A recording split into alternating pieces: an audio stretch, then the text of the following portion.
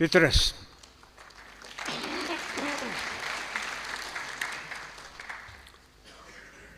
ये तो आप जानते हैं कि बच्चों की कई किस्में हैं, मसलन बिल्ली के बच्चे, फाख्ता के बच्चे वगैरह, मगर मेरी मुराद सिर्फ इंसान के बच्चों से हैं, जिनकी बज़ाहिर तो कई किस्में हैं।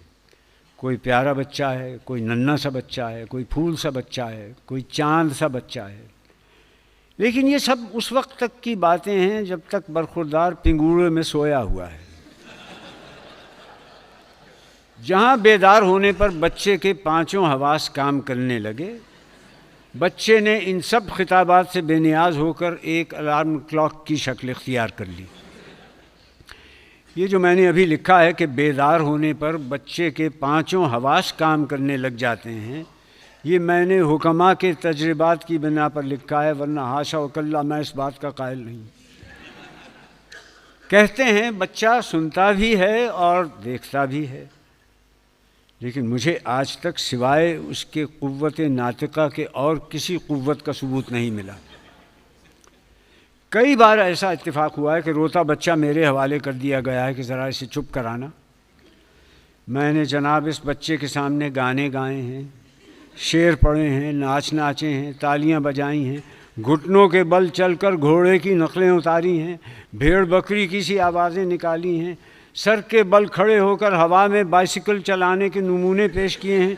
लेकिन क्या मजाल जो इस बच्चे की यकसुई में ज़रा सा भी फ़र्क आया हो, या जिस सुर पर उसने शुरू किया था उससे ज़रा भी नीचे उतरा हो। खुदा जाने ऐसा बच्चा देखता है और सुनता है तो किस वक्त।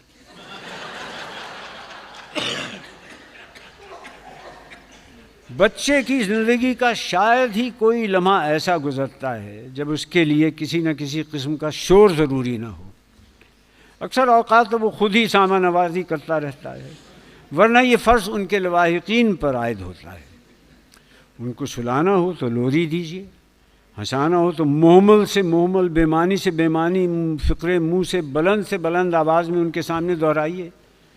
और कुछ ना हो तो शुग़्ल बेकारी के तौर पर उनके हाथ में एक झुंझुना दे दीजिए। ये झुंझुना भी कमबख्त किसी बेकार की ऐसी ईजाद है कि क्या अर्ज़ करूँ।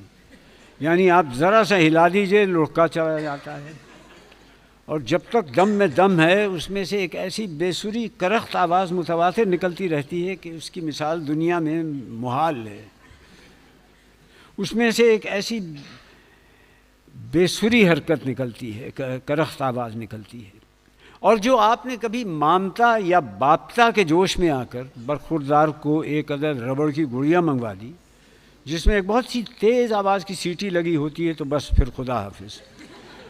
इससे बढ़कर मेरी सेहत के लिए मुज़िर चीज़ दुनिया में कोई नहीं, सिवाय शायद उस रबड़ के थैले के जिसके मुंह पर एक सीटीदार नाली लगी होती है और जिसमें मुंह से हवा भरी जाती है। खुशकिस्मत हैं वो लोग जो वालिदैन कहलाते हैं, बदकिस्मत हैं वो बेचारे जो कुदरत की तरफ से इस ड्यूटी पर मुकर्रर किए जाते हैं कि जब किसी अजीज़ या दोस्त के बच्चे को देखें तो ऐसे मौक़ों पर उनके ज़ाती जज्बात कुछ ही क्यों ना हों, ये ज़रूर कहें कि क्या प्यारा बच्चा है। मेरे साथ के घर एक मिर्ज़ा साहब रहते हैं, खुदा के फजल से 6 बच्चों के वालिद हैं।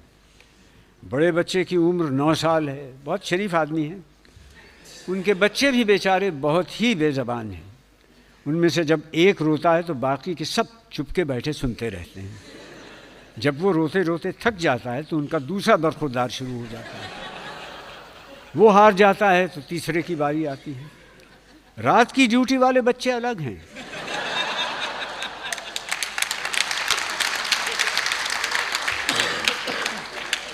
उनका सुर ज़रा बारीक है।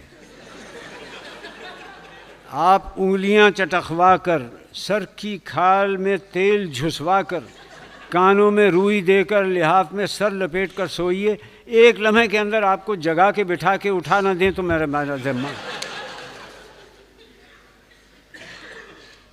इन्हीं मिर्ज़ा साहब के घर पे जब मैं जाता हूँ तो एक एक बच्चे को बुलाकर प्यार करता हूँ। अब आप ही बताइए मैं और क्या करूँ। कई दफ़ा दिल में आया कि मिर्ज़ा साहब से कहूँ, हज़रत आपकी इन नगमा सराइयों ने मेरी ज़िंदगी हराम कर रखी है, न दिन को काम कर सकता हूँ न रात को सो सकता हूँ।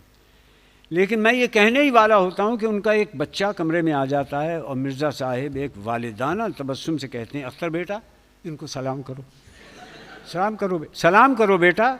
साहब बड़ा बहुत ही नेक बेटा है, इसका नाम अख्तर है, बड़ा अच्छा बेटा है, कभी ज़िद नहीं करता, कभी रोता नहीं, कभी माँ को दिक्कत नहीं करता।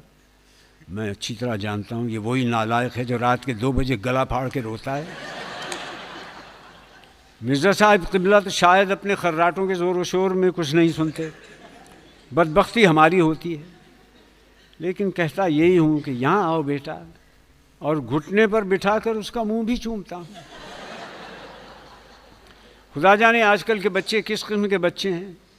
हमें अच्छी तरह याद है कि हम बकरीद को थोड़ा सा रो लिया करते थे, और कभी कभार कोई मेहमान आ निकले तो नमूने के तौर पर थोड़ी सी ज़िद कर लेते थे, क्योंकि ऐसे मौके पर ज़िद कारआमद हुआ करती थी। लेकिन ये कि 24 घंटे मुतवातिर रोते रहें, ऐसी मश्क हमने कभी बहम ना पहुँचाई।